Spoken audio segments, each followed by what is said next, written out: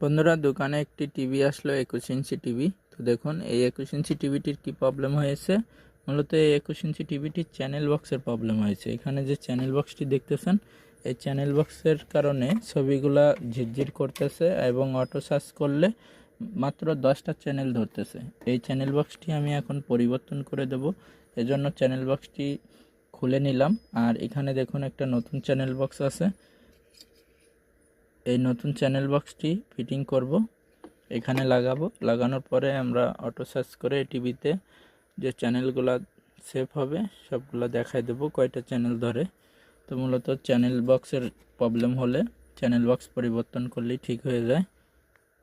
বন্ধুরা, চ্যানেল বক্সটি খুলে নিলাম এবং নতুন চ্যানেল বক্সটি এখানে লাগিয়ে দিচ্ছি। এবার সোল্ডারিং করে আমি কমপ্লিট করব।